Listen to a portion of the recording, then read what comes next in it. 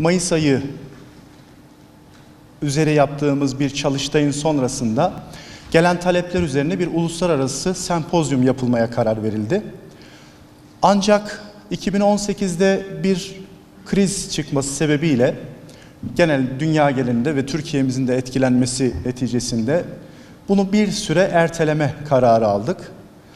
Ancak arkasından 2019 ve 2020 yıllarında Covid salgınını çok ağır atlatıyor olmamız sebebiyle de bu tarihe kadar ertelemek zorunda kaldık. Bizim amacımız Pomza ve Perlit alanında yeni bir network oluşturmak ve bu network'ün hem bilim dünyasına hem iş insanlarının sektörel problemlerine ışık tutmasını sağlamak olacaktır. Evet, Pomza tabii önemli bir maden, volkanik bir maden. Az önce rakamlar ifade edildi. Dünyada önemli bir sıradayız.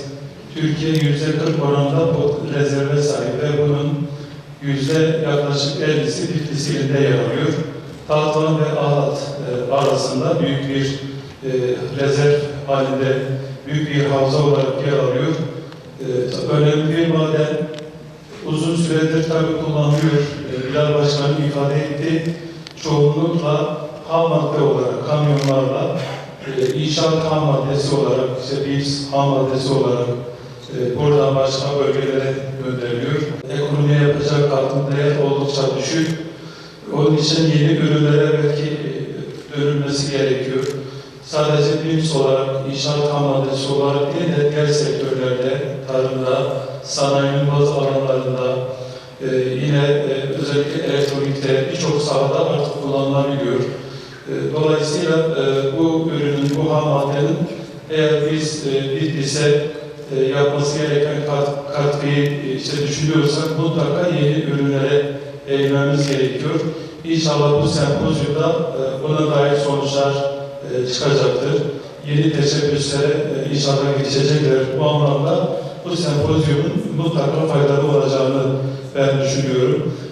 Tabii uzun süredir devam eden hazırlıklar vardı bu sempozyumla ilgili.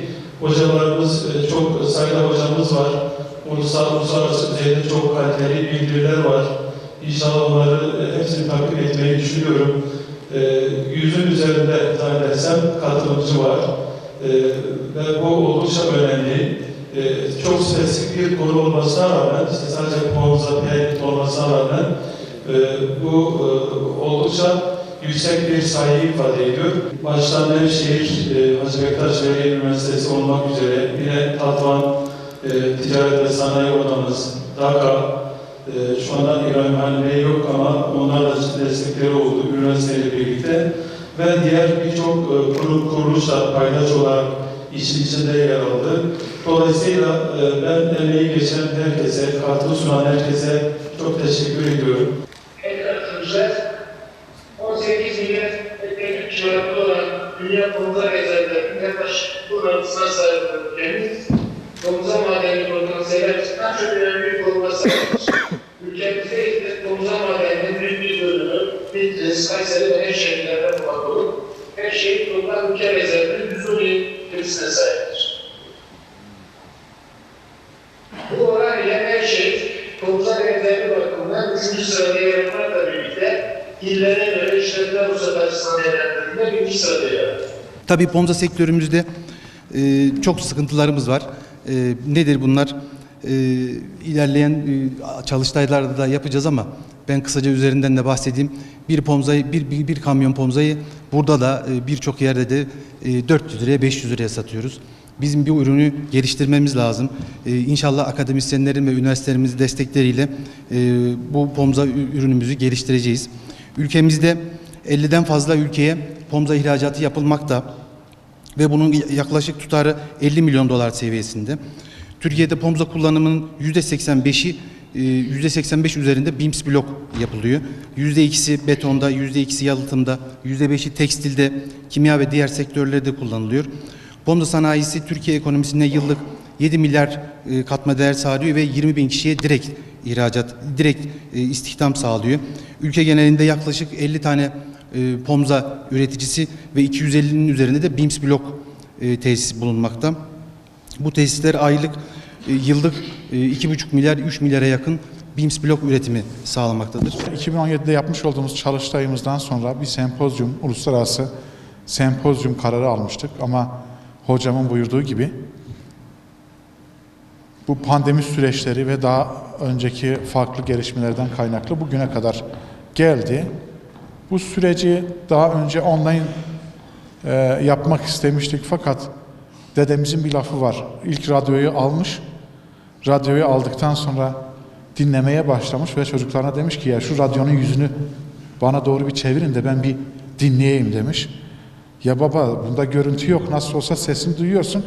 Yok demiş, radyo bana bakmayıncaya kadar ben hiçbir şey anlamıyorum demiş. Dolayısıyla online'ın tadı şimdiki gibi olamazdı. Pandemi sonrası ilk toplantıyı sağladıkları için üniversitemize de çok çok teşekkür ediyoruz. İnşallah muvaffak oluruz bunda da. 1800'lü yıllarda ilk olarak Almanya'da kullanılmaya başlanan POMZA rezervinin büyük oranda, büyük bir kısmı Amerika'da. Literatürlerde tabii ki rezervlerin çok farklı zikredildiğini görüyoruz.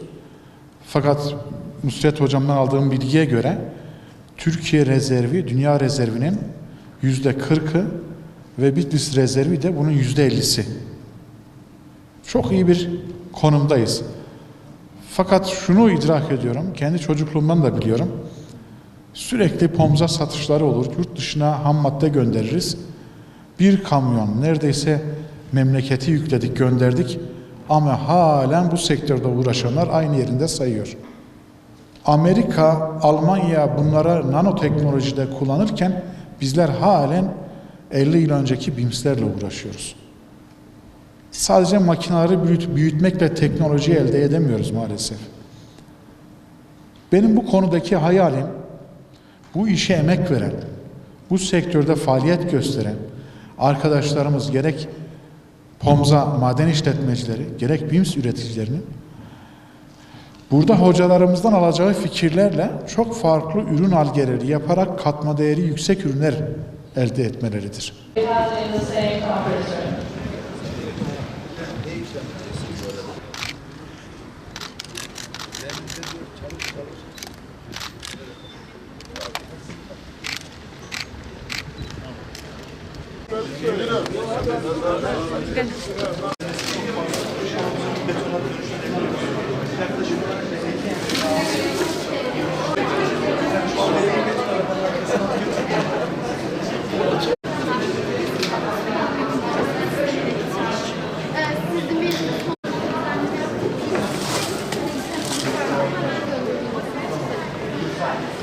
For the use of cotton plant stalks in the presence of perdix.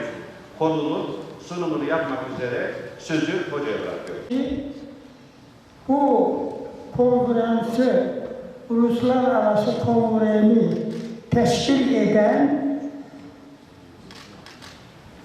Bitlis Erenler Üniversitesi'nin rektörlüğüne, dekanlarına ve bunu organize edenlere teşekkür ediyorum.